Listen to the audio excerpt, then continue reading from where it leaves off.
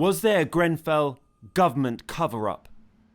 A question asked by the inquiry today to a former Ministry of Housing official. Yes. Anthony BURD was being questioned about this document, a report that tested flammable cladding products 15 years before Grenfell. One can describe the results in different human terms, but would you agree that this is a catastrophic escalation of a fire? It's a very fierce, fast fire. The test was conducted by the BRE, the British testing body, and would have been similar to this.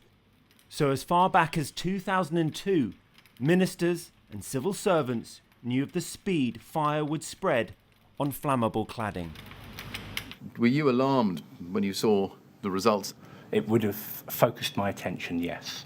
But despite this report from 2002, which showed the catastrophic performance of flammable cladding, which was later used on Grenfell, Mr. BURD was asked if the government not making this public amounted to a cover-up.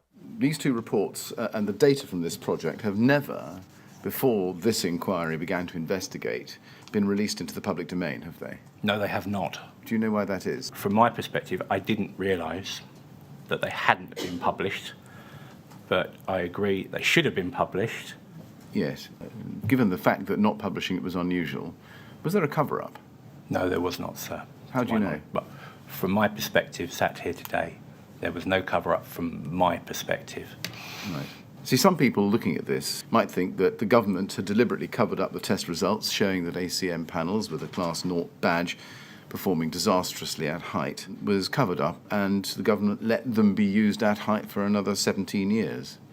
What would you say to them? I can see how that might appear and why people might think that. I can only provide you with my assurance that that is not what happened from my perspective. Mr. BURD will continue his evidence on behalf of the government tomorrow. Martel, ITV News, at the Grenfell inquiry.